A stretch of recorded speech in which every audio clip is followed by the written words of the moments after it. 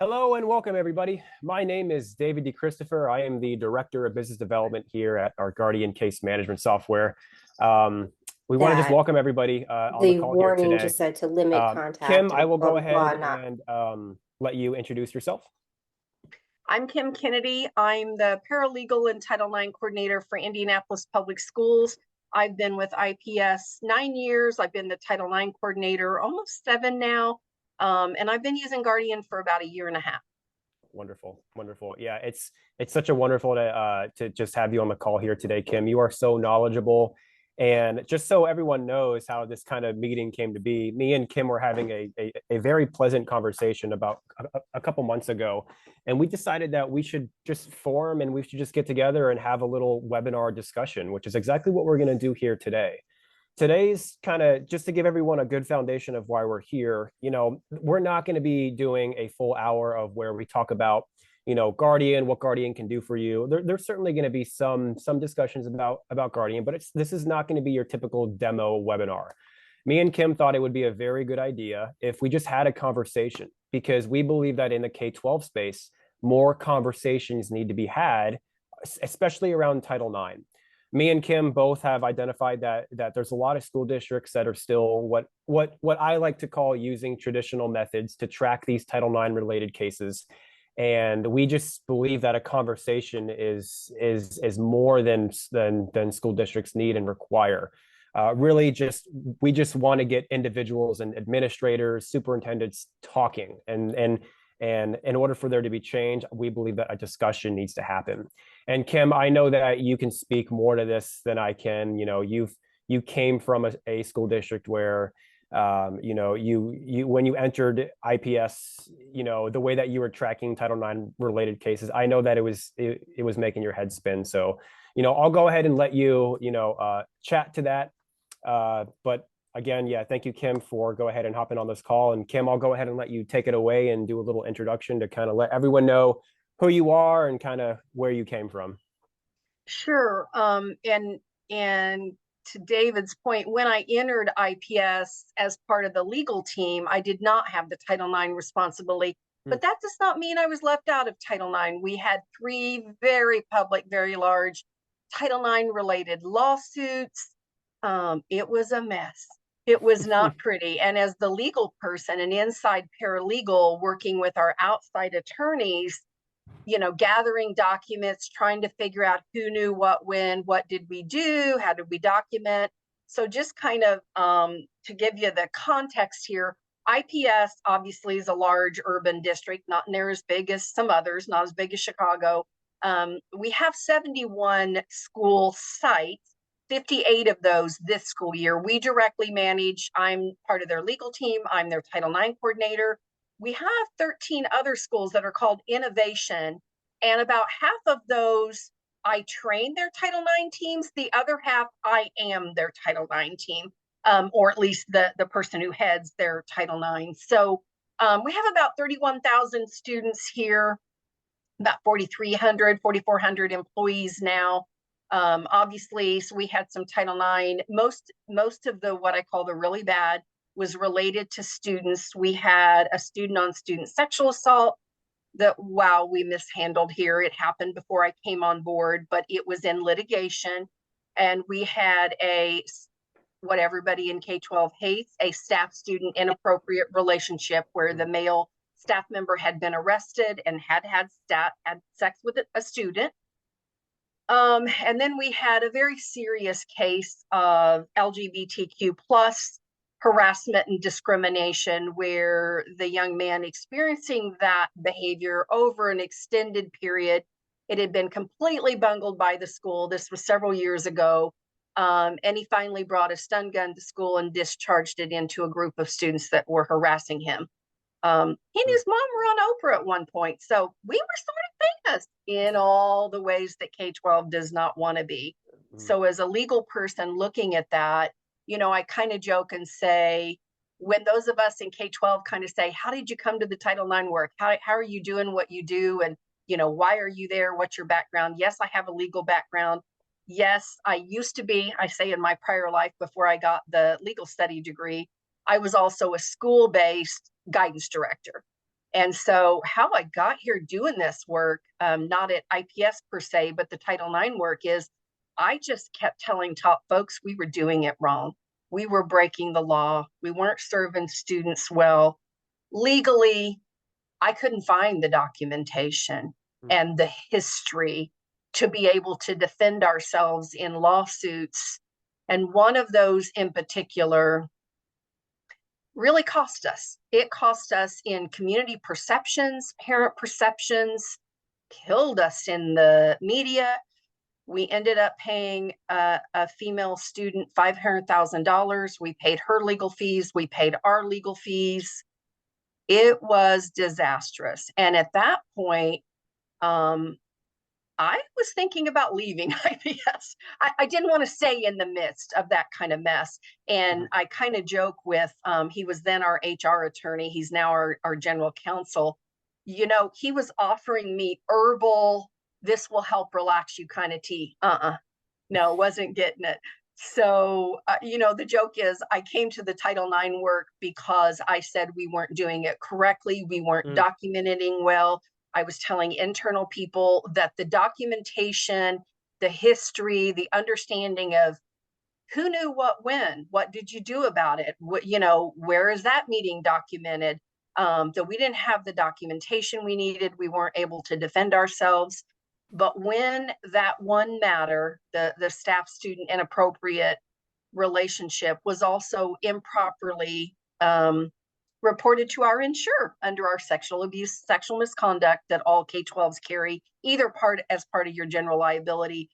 Our insurer refused to cover us, so that was out of pocket. And I don't mm, care what size K-12 district you are, that cost us a little over $900,000, and we didn't have it. mm, So at that point, even our CFO was involved saying, who knows how to do this? Who can do this right? We can't do this anymore. So that's kind of my backstory. And all of that started with kind of the conversation we just want to have with you guys today of what do we need to do? What does K-12 need to do? Like what are not just our checks box of responsibility, but kind of what is our goals? What's best practice? What do we need to do and how do we do it? Kind of how do you get a consistent process? We had no consistent process. You know, how do you make it easy for staff to report? Because in this K-12 district that I'm in, like every other I talk to be honest, um, the consistent process of reporting, getting schools to report to whoever the Title IX coordinator is, once you get one of those, and having that documentation and have the process work like you plan for the process to work and like the law, the regulations require for the process to work. And I think most of all, I finally got an internal general counsel. He's left our district now, who said, what do we do to protect our students and serve our students well? Like, how do we do this right? Because as everybody in K-12 knows, when you're working something in related to Title IX, I call it the no good ugly. It's and we want to do it right. Nobody wants to get it wrong. And so we really were at, you know, I told David, I think the first time we ever talked, we weren't just starting anew and asking questions in our district. We were in a pit. yeah, we had to claw ourselves out of right. there and really right the ship. So that's just kind of what we wanted to discuss with everybody today. How do we do that? What does that look like? The impact that getting Guardian had for our district. But happy to just kind of pause at this moment and kind of figure out where everybody's at, what kind of districts, and where you're at in your Title IX process, your Title IX coordinator looking for case management, or why you're just here today. Yeah. Yeah. Feel free, anybody, if you want to utilize the chat feature or if you want to unmute and chime in. I'm telling you, really, Kim is by far one of the top people that, if you have questions or if you have, any sort of concerns about, your roles and kind of, what you need to do. Kim is definitely the person that you want to ask. So feel free, anybody, if you want to jump in at any time. But Kim, as we sort of continue pushing here, and again, if anybody wants to jump in at any time, please feel free to do so. What were some of the were there really challenges that you kind of identified right off the bat that because you stated that you kind of fell into this role because you were the one that were just kind of just like bringing up concerns, correct? So were there any challenges that you found right off the bat that you were able to help alleviate or fix rather than other issues that maybe took a little bit more time? Yeah, and I always tell folks when I talk about this, I'm pretty transparent, guys, and I'm pretty open about how not well we were doing this work. Mm, The major challenges that I saw immediately as the paralegal, I was saying, "Who's our Title IX coordinator?" And so I'm given a name, and I start looking for her, and they're like, "We think she's over in student services." No, wasn't there. mm, Maybe she's part of HR now. So I checked there.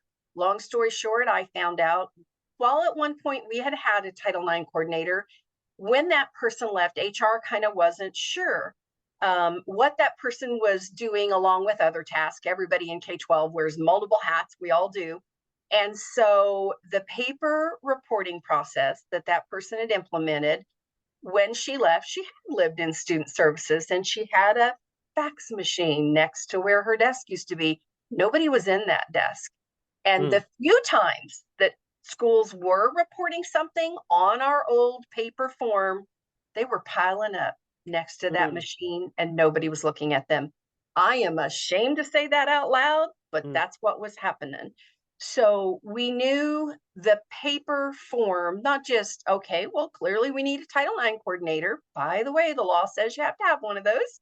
Um, does the paper form work? And it was pretty clear it didn't. And in fact, somebody in student services said, yeah, there's a small stack of papers there. Like none of us have looked at them because we don't oh, do that work. oh no. Um, and they went back over a year and a half, and Wow. I almost cried.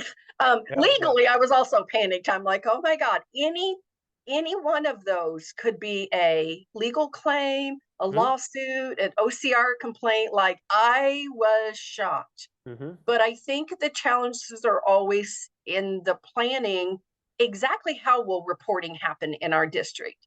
And it flat has to be, your school-based folks will tell you it has to be easy. It can't take very long. And I don't want to figure out who it needs to go to and who all needs to know. Like they told me that pretty loudly. Yep. And then the consistency.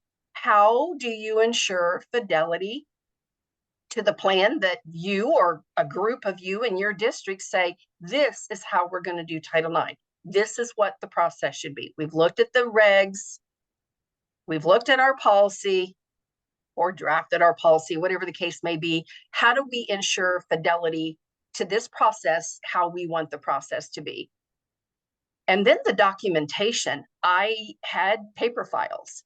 I asked around until I found where that former Title IX coordinator's desk had been. And I said, does anybody know? Are there files in her desk? And I literally went with a banker's box and I'm grabbing files and Mm, I am trying to get up to speed looking at paper documentation. And then I think the a huge challenge in K-12 is quick, efficient evaluation. So you get your schools to report something to you and it comes to you however it comes to you right now, on the phone, on a form, and that initial evaluation, is this Title IX or not?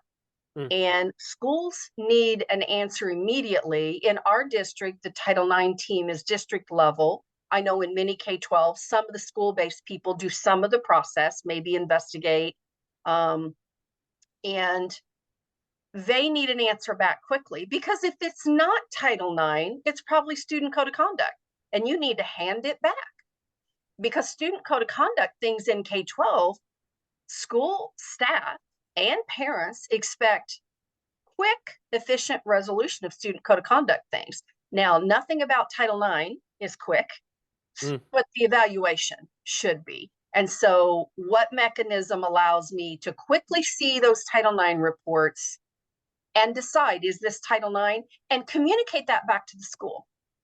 that's the best thing Guardian did for Yeah. me. And then this is easy to understand in K-12. How will we show our work? Just like the students have to show their work in a lawsuit or a legal claim or an OCR complaint, your K-12 district has to show their work. Who knew it? Who reported it? Who responded to that report? Whose decisions guided this matter? What did you do to support the student? You know, did you resolve the issue? Those kinds of things. How will we show our work? Those were my biggest challenges, and that's a lot. Yeah. Planning, consistency, fidelity, documentation, efficient processing, and then being able to, honestly, that last point, we're talking about your defense, because Yeah. you should always assume you might have to defend, Right. you might have to explain, you might have to show your work. Yeah, no, for sure. And those are all wonderful points. And I think it's especially important to K-12. If it's okay with you, Kim, I'm going to circle back on a couple of things that you mentioned. One of the first things that you mentioned was how will reporting happen? And with K-12 right now, I have conversations with administrators in K-12 daily, and it's different. It's really different, but typically most K-12s are still using what I like to call traditional methods, and that still accounts for the reporting process. So either they have like a fillable PDF, or maybe, I mean, that's like advanced for some K2 for some K-12 school districts. Yep. But one of the most uh, alarming things that I hear, and it's interesting the way that this is formatted, because I'll have a conversation with someone, maybe who's a Title IX coordinator, and they say, well, we just don't receive a lot of Title IX complaints, so we're good. To me, that raises a big red flag, because the reporting should come easy, right? It should be easy enough for an individual, whether it's a student, a parent, or maybe even an employee, to be able to submit a report. If you're not receiving Title IX reports, no school district is perfect 100% of the time. Correct me if I'm wrong, Kim, but you're just going to receive Title IX reports, and maybe they're Title IX, maybe they're not. But if you're not receiving reports, maybe that means that the reporting process isn't exactly ideal for the school district that you're working with. Correct? Absolutely. I Yeah. think the point at the heart of what you're saying, and what I've seen for several years now in K-12, I mentor a couple of Title IX coordinators in other districts. Both happen to be smaller than mine. But when the K-12 coordinator, Title IX coordinator, or K-12 district saying, we just don't get many. Yeah. We're talking everything that's teen dating violence. We're Right. talking everything about pregnancy accommodations. We're talking everything or many things related to LGBTQ plus, and we're talking sexual harassment, gender harassment, stalking based on a relationship, dating relationship, or intimate relationship. Between your staffs and student, if you're not getting reports, you're wrong right out of the gate. Right. Or the people that know about those things, any of those things, are saying, oh, I don't think it is. Mm. But the federal law says that a trained Title IX coordinator has to make that decision. Mm. That's why I get several hundred reports a year, and 3/4 of them are not Title IX. But I still want to get all the reports. For sure. I Yeah. want them in K-12. We have a butt smacking issue. Butt smacking, butt smacking, butt smacking. Not Title IX. And some of those come to me as Title IX, and they'll say, but he's done it several days now. He's done it to several girls. Okay, still student code of conduct. But if any parent says my child was sexually harassed, their butt was grabbed, things were happening to her and nothing, the school or the school district did nothing, the fact that the report came to you and that you evaluated it and you decided it wasn't Title IX, and you said back to the school, handle this under student code of conduct, that, in legal terms, I'll put back on my legal hat, that is your proof that you were not deliberately indifferent. One of the in K-12 early on, one of the easiest things to bring a claim against a K-12 district was to say you were deliberately indifferent to the thing that happened. Mm. And unless you're doing some of what we just talked about, unless you're getting the report, and you do some things, even if that thing is evaluate the information and make a determination that it's not Title IX, that's proof that you weren't deliberately indifferent. If Right. nobody knows who was told, and if nobody documents who made that decision of whether it was Title IX or not, then you are easily held accountable for being deliberately indifferent. So, yeah, I think the no reports thing, I don't believe it. I never believed it. I don't think you have to be our district, our size. One of the people that I'm mentoring, he's in a district of about 7,500 students. And before he really began doing the work, he'd say, well, they're telling me we don't really have any Title IX issues. We don't really have any. I have granddaughters at a high school locally. And when I called them, I was kind of speaking with them, and they're like, yeah, we don't really have Title IX here. It's like, really? You don't have any teen dating violence? You don't have any sexual harassment? You don't have any kids stalking any other kids after a breakup? You don't have any decisions to make around LGBTQ plus harassment, gender-based things, gender identity? I don't know what rock you're living under, but in Hmm. K-12, we have all of that. And Right. somebody has to decide if behaviors or incidents related to all of those areas are Title IX or not. Yeah. Do you think that maybe something that comes up often is that I'll often run into administrators or just people that I'm having conversations with, and especially in K-12, Title IX isn't their only responsibility. Title IX might be a small sliver of what they do. They might have like 4 or 5 like job titles underneath their belt, and Title IX being one of them. Now, I see that as, especially if you're using paper forms and traditional methods, there's so much on your plate already. It's almost hard to keep track of maybe your day-to-day responsibilities, but it doesn't make you, immune to the law, or, it doesn't make you um, invincible to the regulations and laws that you have to follow. So, could speak to that a little bit, Kim, maybe about from your prior experience as well? Yeah, before we began using Guardian, when I first I've been Title IX coordinator about 7 years. So I wear 3 hats here, Yeah. and Okay. it's a big district. Yeah. And a couple of those other hats, you could argue that those things are more, the urgent, right? Like Mhm. when the phone rings and when the school calls or when the boss wants a particular thing. And so, um, it's really hard to balance. And I've not yet, I think one time ever in the last couple of years, I met somebody for a very large district's like, nope, I'm the Title IX coordinator and That's that's it. all I do. And I'm That's like, all I do. a unicorn, I've never met one of you. Um, but we mostly people doing the Title IX work in K-12 wear at least 2 or 3 hats. Right. And so what I had was a red folder. I had lots of folders on my desk, and I kept a Okay. red folder. Those are the Title IX things. And those paper reports were coming in, and there would be moments. There is no herbal tea that gets to this level. There would be moments I would go, I have not looked at the reports, the paper forms that have come in for like more than a week. And I'm looking at that red folder where I was sticking all those paper forms. And then I would pull one out that was saying something terrible to me, that I knew action should have been taken the next day after I got the report. And I'm looking at it a week and a half later because of those competing responsibilities. I got to be honest, I couldn't live with that. Like, Mm, I was losing sleep, and I'm not joking about that. sure. And so I think that that ability to quickly assess, and then process it. There have been 2 things that strongly, the challenges that we had that Guardian really was the solution to. And it was that, how quickly can I get a report? How easy is it for anybody at any school?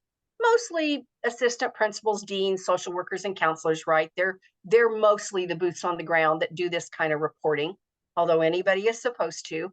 They quickly, on a phone or on their laptop, when they say they want to report to Title IX, the way I built it in Guardian, there's a few fields you have to fill out. And it does an auto notification to me that not only pops up in Guardian, it pops up in my regular email. And I'm like, okay, well, I'm going to take a couple minutes and look at this one. I can take a couple minutes, and if it's butt smacking, I can respond back, student code of conduct, not title, and I go on and I do those other competing Mm-hmm. responsibilities. I think the chances that you will drop a really important ball when you're juggling all those balls in the air in K-12 without case management, it was literally because I do have a legal background and was working under our general counsel, and because we had those lawsuits that cost us so much, not just financially, but a lot. Mm.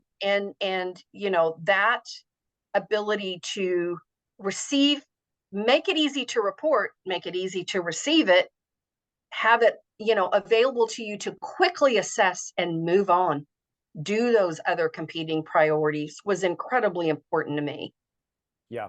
Yeah. I mean, there's so many benefits that, just moving forward with a platform like Guardian can offer to a K-12.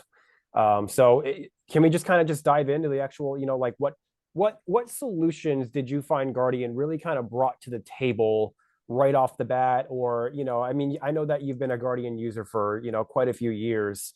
So right off the bat, I mean, what solutions really did Guardian bring to the table when it came to your world, Kim? So there were two just incredible things that not only made me happy, but made other people happy. Mm, So I don't know if it's true in all K-12s, sure. but school-based people who are already overworked, have a million things to do, some of them more competing responsibilities than I did, Mm, they're skeptical. When you say, we're going to get case management, here's how you're going to report these things to me, they will tell you what they don't like, what they're not able to do, what has not worked for them. And the first thing Guardian did, the fact that it pulls from Munis, which is what we yeah. use for not only financial stuff in our district, but it's the employee database, right? Mm, So if Kim Kennedy needs to make a Title IX report, the minute I open it, it already knows I'm Kim Kennedy making the report, and it knows my role in yep. the school or the district. Yep. And so the first time I took Guardian and I showed them, and we deployed it to all the social workers and counselors first.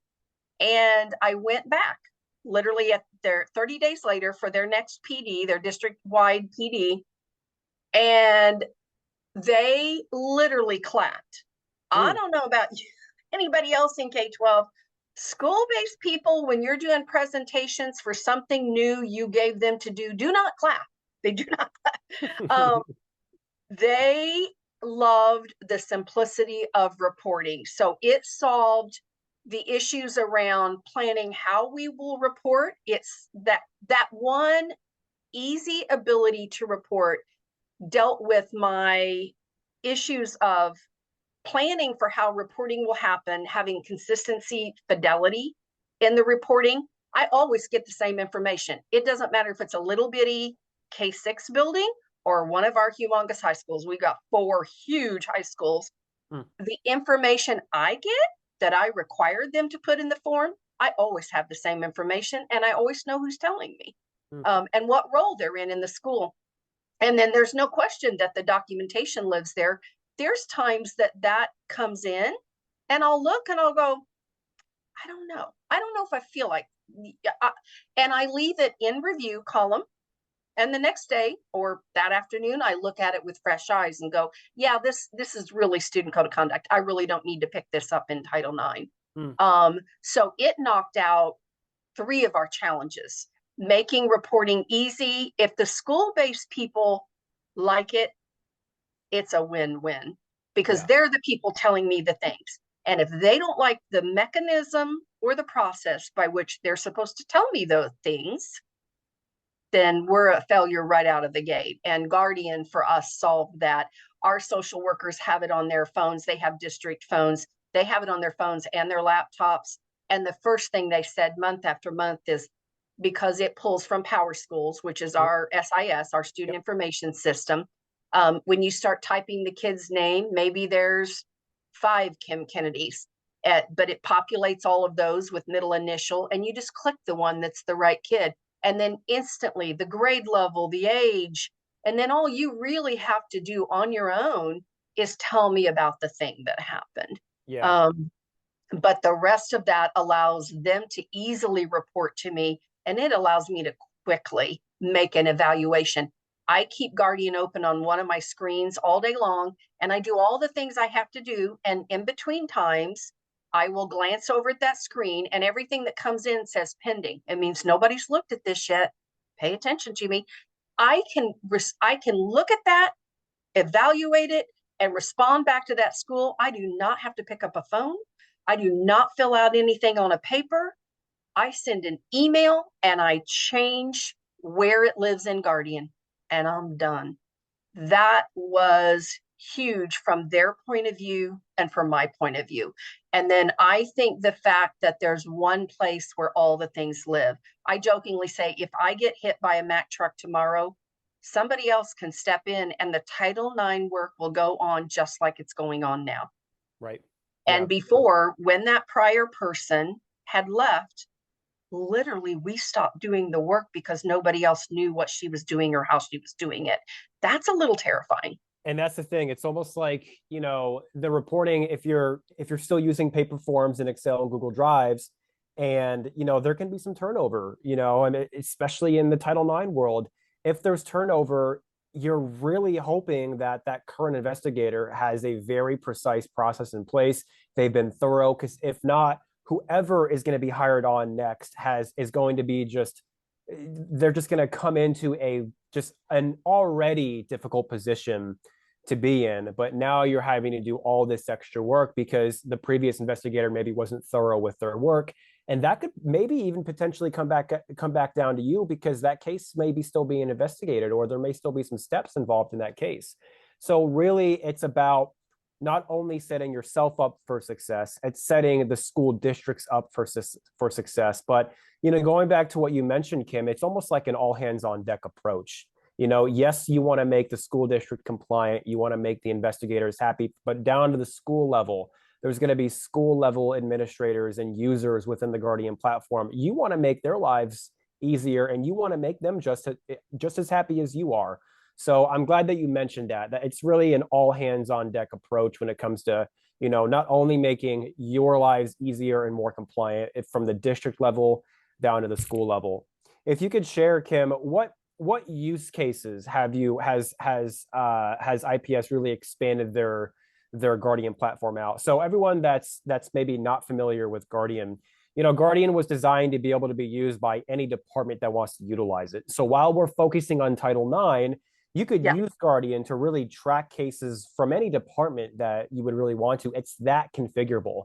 And Yes. Kim, I know that you've kind of you know, broaden your reach when it comes to the use cases that you have living within Guardian. So do you mind just kind of sharing that section? Yeah, in Indiana, you report to child services by calling the 800 number locally in county by county. But in Guardian, we built out the simple report where somebody, because you have to prove you did that. There's a high bar for those of us that work in K-12, whatever state you're in, whatever mechanism reporting, you have to show that you meet your mandatory reporting requirements. And so DCS, or Division of Child Services reporting, lives in Guardian. And yes, you still call the 800 number, but you're recording that today Kim made the report about what so-and-so the child disclosed to me, and it's screened in or it's screened out, which lets school-based people know if there's other supports that this child needs, right? We're using it for our behavioral intervention team. In fact, it is the mechanism where schools say, we've got this really concerning kiddo. They were in a mental health facility, they've been released, but wow, the behavior they're exhibiting, and another child was hurt. We want to trigger the behavioral intervention team. So because of the auto notification built in here, that's a team of 7 people. And when somebody drops that in Guardian, pulls up, I want the behavioral intervention team to look at this kid and to know what we're dealing with at the school. So behavioral intervention, child services reporting, our employee relations team, HR, employee relations. So I jokingly say we're using Guardian for kids acting badly and for adults acting badly. Sure. So employee relations team, when a school administrator receives a concerning report or wants HR to be aware of a concerning behavior, serious performance issues, um, any bad thing that an adult working in K-12 can do, they report that under the employee relations form. And only that team sees that. I don't ever see the employee relations stuff. And then obviously the Title IX. I believe we're going to expand it next school year to include our 504 accommodations. Wonderful, wonderful. Yeah, many school districts utilizing Guardian to track ADA and 504. So that's wonderful to hear. Yeah, that's amazing, Kim, and that's really the goal because yes, we're talking about Title IX, but we could broaden this conversation and we could talk about any department within a school district. They're all using different systems, Google Drive, spreadsheets, and they need it just as much as the next department. So that's really kind of the base with Guardian is that it should be utilized by as many teams. And there's security measures in place to make sure that Title IX only sees their information and employee relations only sees their information. So it's certainly not an open platform. There are definitely security measures in place to make sure that your data is secure and it's only viewable by you or your team members that need to view it. So yeah, that auto notification is incredibly efficient. So for the behavioral intervention team reports, the school-based reporter, maybe a counselor or a social worker, that the principal says, trigger, what's that team of people that look at these really concerning kid behaviors? Oh, that's the behavioral intervention team. And so whoever at the school enters into that form, it gets automatically notified only to the 7 people that are on the behavioral intervention team. Right. And only the reporter at the school, the person who told us about the kid, and attaches whatever they attach and say whatever they want to say. The 7 of us not only are the only ones that see it in Guardian, we get a notification in our email. So you can't miss it. You can't forget. You can't go, wow, I've had 3 days. I didn't open Guardian. I'm behind. No, because there's a notification in your email too. For building level principals, for the DCS, we have 2 kinds of child services report. There are child services reports made about your staff members every now and then, like somebody lost their cool and shoved the kid against the wall and somebody witnessed it. So there's DCS, child services reporting, that involves staff, and there's child services reporting out of building. It's about what's happening in the kid's life or community, home, whatever.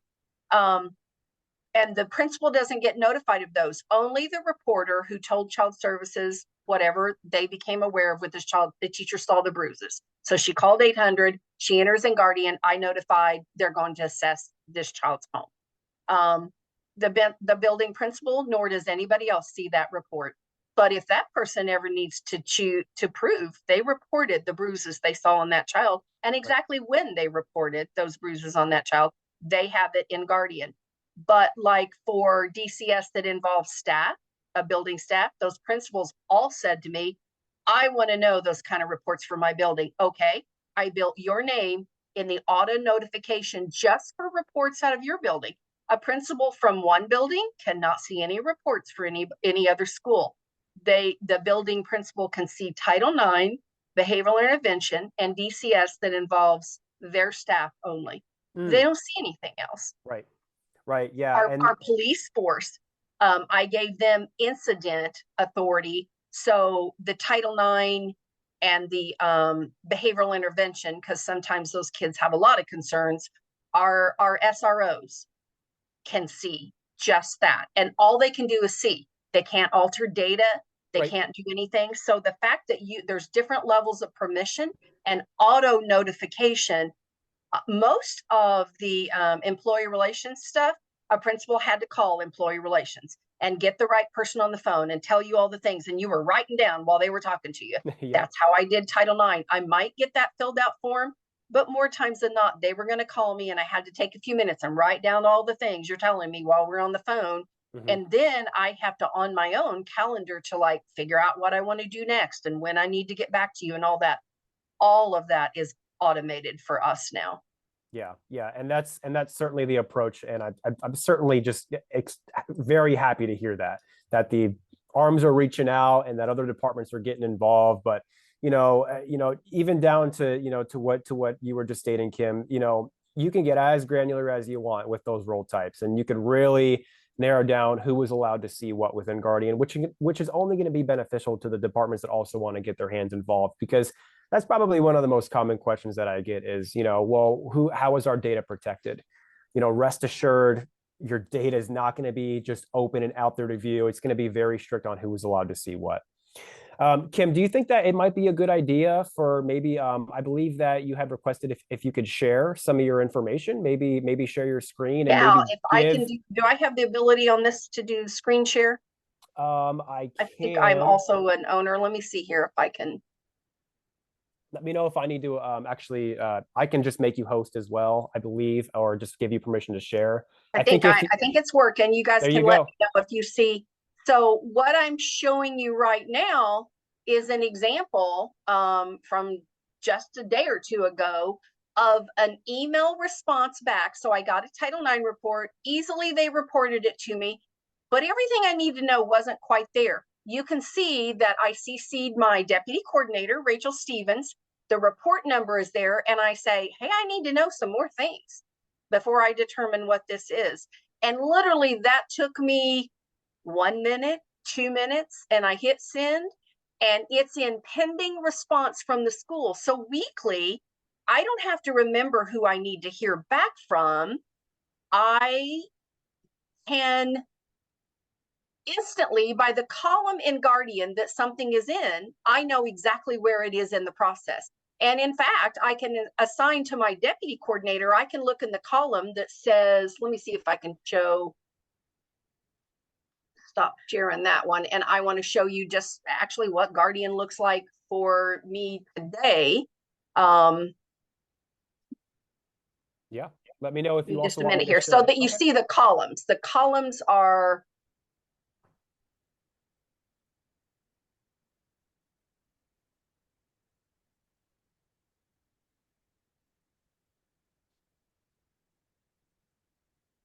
I think that visual is the most helpful for somebody to know what would this look like. Kim, I'm not sure if you were attempting to share your screen. There we go. Okay. Coming up. Nope. Yeah. So we see your desktop view right now. I can always share my screen if you want to, Kim. I can always pull up like a demonstration site if you want. If that might be Give me easier. just a minute if I Okay. can. There it is. I had too many screens open. I shouldn't have had We'll so many get things there. open while we were That's having this okay. conversation. That's okay. We get there. All right, this is my actual Guardian. And pending that first column that you see, every single time anybody, any role in any school or anywhere in the district for that matter, as they come into me, they would be in pending. I'm caught up. I don't have any to look at. One came in 3 days ago. I'm still reviewing the details. I'm still deciding what to do about it. You see this column that says pending response from the school. My deputy coordinator is following back up on those, and she'll say, hey, we asked you this thing, you didn't tell us. And so we keep putting the information in there until we either pull it into the Title IX process or we close it as not Title IX. Open investigations, we have a few right now. We're about to wrap about 4 up. And pregnancy accommodations. Honestly, our district and most people in K-12 know that these new proposed regs have really strong language around supporting our pregnant students and making sure that we are legally compliant with the accommodations that they have the right to. Our district needed to work on that. And I started a program for that 2 years ago. Here's where that lives. Anybody in a school who becomes aware that one of our students is pregnant enters her name, which is auto-populated from the student information system. Those cases, I have a person that works just with pregnant students. Look how many pregnant students she's working with right now, 45. So this literally tells me, Alma, how many pregnant girls are you meeting with monthly? Who are you providing accommodation? She makes sure that the school allows them to work virtually for the 6 or 8 weeks they need to be off when they have a baby. She makes sure we're legally compliant, and all of those things to make sure we're doing our reporting mechanism. And I know that right now, without even talking to Alma, she's working with 45 pregnant students. And then informal resolutions that we have done recently. And we usually will leave them in there for like a year. because sometimes informal resolution fails. People act up, people don't follow the stay away agreement, whatever. And I literally can pull those back up. So I leave them in there. But that's literally what my guardian looks like today. Wonderful. Thank you so much for sharing that, Kim. I really do appreciate it. But as you could all see, that actual workflow screen that Kim was referring to is completely configurable. So kind of going back to the conversation of whether you want to use it for Title IX, whether you want to use it for employee relations, or like Kim states, they're going to expand out and go to ADA and 504. All those steps involved are completely configurable, but really the main goal with Guardian is to just provide a platform for these K-12 institutions, K-12 school districts, no matter the size, because again, a lot of the school districts that I'm sure, Kim, that you may speak to, that certainly I speak to, we feel like are almost left behind. These traditional methods that these administrators are using, and you know what? It's not always their fault.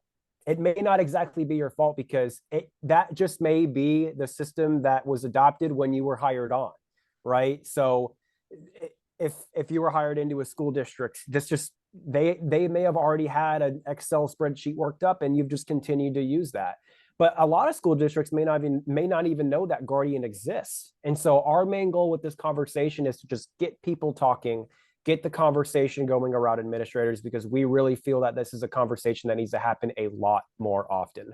We did want to leave about 10 minutes at the end for any open-ended Q&A. So at this point, Kim, I'm going to thank you so much for your time. It's always a pleasure having a conversation with you. I always thoroughly enjoy our conversations every time we get together. So thank you, thank you, thank you.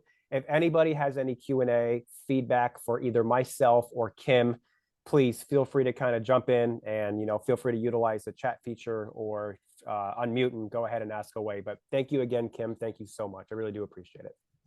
Yeah, absolutely. I love talking to my colleagues. I call them my people. Anybody else doing this work in K-12, you're my people. I love conversations with them. Love it. Love it. Thank you, Kim.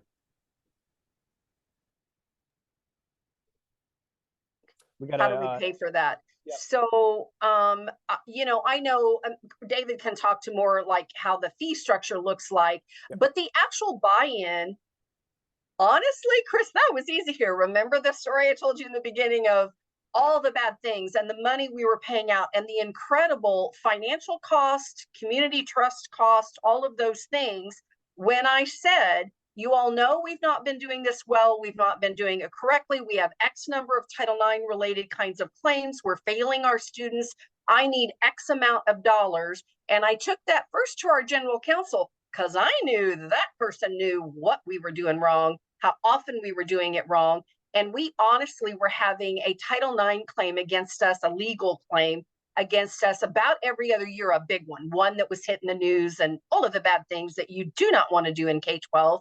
And he said, sure, yes. And so that amount of money he okayed under a legal cost budget. And then I went to the employee relations team and the student services team and said, hey, student services, we could use this for behavioral intervention. Will you use some of your budget? So this game in K-12, 3 departments of our district combined, student services for the behavioral intervention team, HR used some of their budget for the employee relations portion of Guardian, and then Title IX under the legal budget, our 3 departments compiled our money to buy Guardian. Yeah, and that's an extremely common scenario, because we have conversations, and our conversation almost always starts off with like a Title IX coordinator. But once they see how flexible Guardian can be, we have probably 2 or 3 follow-up demos at minimum with other departments getting on board. And that seems to be some of the most common ways to move forward with Guardian, is let's get other departments involved. It helps alleviate budgets within our department if we can get other departments on board, because they could also use Guardian. We also have some districts that utilize like federal grants if you want to, whether it's student and we've seen grants centered around like public safety, or maybe like student behavioral related grants.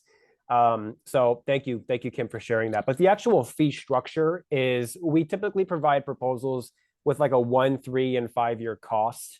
But our actual pricing structure is what we call all in. So it's an all in approach, right? So whether you want to use Guardian for one department or all departments going on across your school district, there's never a change in price. So Kim stated they're thinking about expanding Guardian out to include ADA and 504. We're not going to go back and ask Kim for more money because Kim's already purchased Guardian. So you have the flexibility to reach out to other departments even after you signed a contract and say, hey, if you want to use our system or this system, it's already bought and paid for, you can utilize it and you don't have to worry about a ceiling or a cap or anything like that. Yeah, it's not Wonderful. a per user fee structure. And I think, maybe, David's right, like what this does for a Title IX coordinator is just nothing short of amazing. And for the school-based people who are trying to be compliant with all the mandatory reporting. But what happened here is every department has their own budget, right? Their own accounts. And we pulled 3 of those to be able to purchase this. But legal was the easiest. When I said to the general counsel, all those lawsuits we've had, how we keep having claims. And, I think I'd been doing the work maybe 2 years, maybe 3, when I said, I need a case management system and I'm going to need some money to do that. Honestly, he probably would have sprung for the whole thing, but I was smart enough to ask a couple other departments to pitch in. Oh, yeah. Yeah. Both, Chris. So there's 2 options. We actually have like an online reporting form that individuals can fill out. And those forms can be made public facing. So if you want members of the public to be able to submit certain reporting forms, you have a section of adding in like collecting contact information. And the reporting forms basically just guides them through filling out the form. But what you're doing with the reporting form is gathering in consistent information every single time. They also have the option of reporting anonymously if you want that option to exist. And then you can have reporting forms that are accessible from internal or employees or staff only as well. So both options do exist. That's a wonderful question, Chris. Yeah, we're not using the public facing. We'll debate it again in the summer. We, for our public type of complaints like that, we use something called Let's Talk, which I think is a component of our Power Schools. I'm not sure. I have to respond to some of those complaints, but I'm not sure the mechanism. And we'd already had that in place a couple of years when we bought Guardian. So it is but our substitute teachers, which is a contract company, we use all substitutes from Parallel. We did not allow First Student as our contracted bus service. I debated that one, but there was a supervisor within our transportation department who receives any of the bad things that happen on a bus, and there's a lot, honestly. So they don't make that reporting directly, but any employee, custodian, food service person, teacher, bilingual assistant, it does not matter who you are in the realm of IPS as either a contracted sub or an employee, you can make a report into Guardian in any of the areas: behavioral intervention, Title IX, DCS reporting, or employee relations. Wonderful. Thank you, Kim. Great question so far.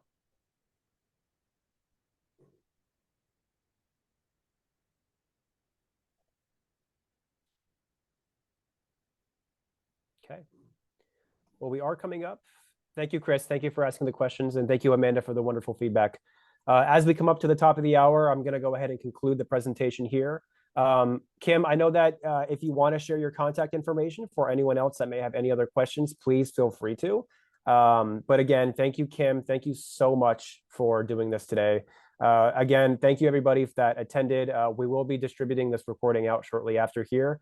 I will try and get it out to you by the end of the day today. But if you have any questions in regards to the Guardian product, please feel free to reach out to me directly. Kim also did provide her contact information for any follow-up questions regarding Guardian or anything in general. But again, thank you so much, everybody, for attending today's presentation. Thank you so much, Kim. I really do appreciate it. And thank you. And have a great day, everybody, and have a great weekend. Thank you so much. Thank you. Bye. Bye-bye.